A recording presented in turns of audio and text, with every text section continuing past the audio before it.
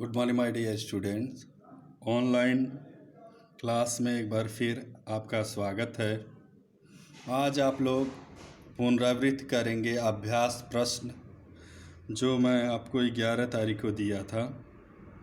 उस अभ्यास में पहला प्रश्न था बहुवचन बनाना है आपको नीति का। तो बहुवचन नीति का होगा नीतियाँ। देखिए इसी तरह का अभ्यास मैं करा रहा हूँ इधर, आप लोग इसको करते रहिए, परीक्षा की एकदम संपूर्ण तैयारी हो जाएगी। पत्ती का बहुवचन है तो पत्ती क्या है? पेड़ की पत्ती। पत्ती का बहुवचन होगा पत्तियाँ। फिर है भाववाचक संज्ञा बनाएं बालक का। बाल मतलब बालक, बालक जो होता है बाल, ग्वाल बाल, बालक होता है इसका मतलब। इसका क्या होगा? बालपन। देव का भाववाचक होगा, देव मतलब देवता। तो जिस भाव कैसे बनेगा? जिसमें देवता का गुण आ जाए वो देवत्व। संयुक्त व्यंजन चुनें। तो संयुक्त व्यंजन आपको बताया गया है श्रमिक। संयुक्त व्यंजन चुनें तो संयुक्त व्यंजन है सत्य। स्र से संयुक्त व्यंजन बनेगा, क्या बनेगा? स्र। धनी का विलोम शब्द होगा। देखिए कितना डाउटफुल क्वेश्चन है। निधन, निर्धन, थोड़ा सा ध्यान नहीं देंगे तो गलत हो जाएगा, ध्यान से देखना पड़ेगा। लोभी का क्या होगा? निर्लोभ। चंद्रमा का पर्यायवाची इंदु। घोड़ा का पर्यायवाची है। इस तरह से एक टेस्ट पेपर हुआ।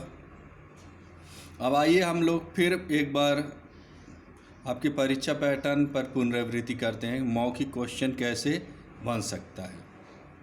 तो देखिए हिंदी टेस्ट में पहला लेसन से कैसे प्रश्न बन सकते हैं।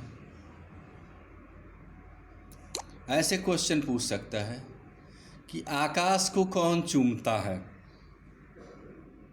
तो पूछ सकता है गंगा नदी, सरयू नदी, फिर आसमान। तो इसका उत्तर क्या सही निकल रहा है? आकाश को कौन चूमता है? तो इसका उत्तर होगा हिमालय। फिर हिमालय पर्वत पर कौन कौन सी नदियां बहती हैं? तो बहुत सारे ऑप्शन दे देगा। आप सही उत्तर डाल रहे होंगे तो करेंगे गंगा और यमुना। इसके बाद छटाएं शब्द का क्या अर्थ होता है? तो छटाएं शब्द का जो अर्थ होता है वह आप लिखिए। इसके बाद ऐसे ही और सारे चीज़ पूछ सकता है। अमराइयाँ क्या घनी हैं?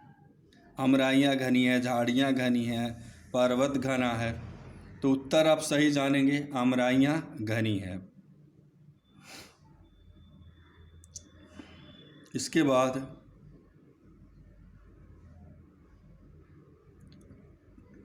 श्री कृष्ण ने क्या सुनाई?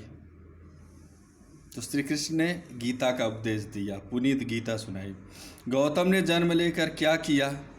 इसके सुयश को बढ़ाया। बुद्ध शब्द का क्या अर्थ होता है? तो बताइए।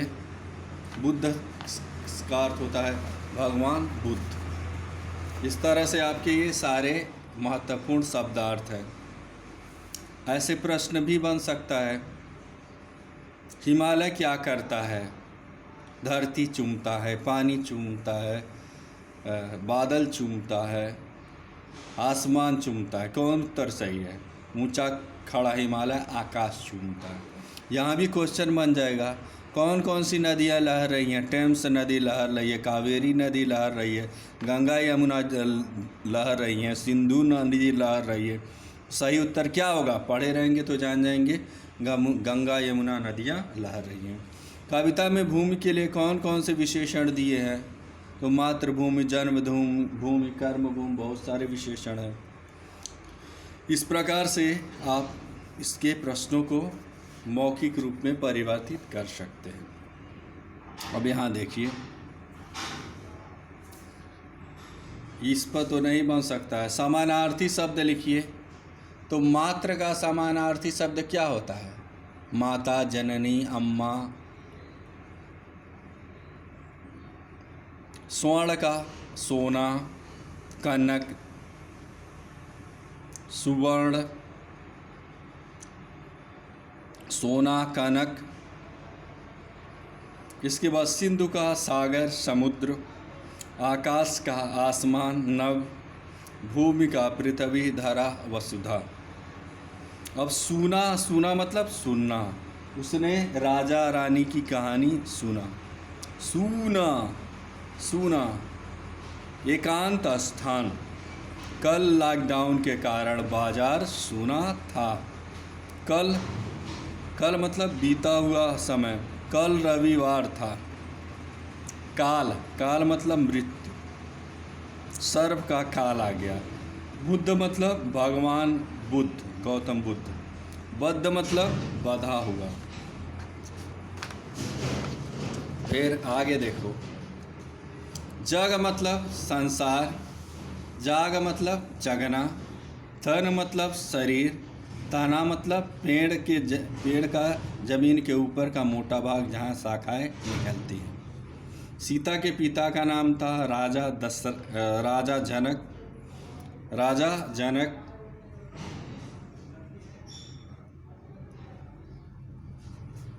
श्री कृष्ण ने गीता का उपदेश किसे दिया? अर्जुन को दिया। गौतम बुद्ध के पुत्र का क्या नाम था? राहुल। प्रयाग किन किन नदियों के संगम पे है? तो गंगा, जमुना के संगम पे है।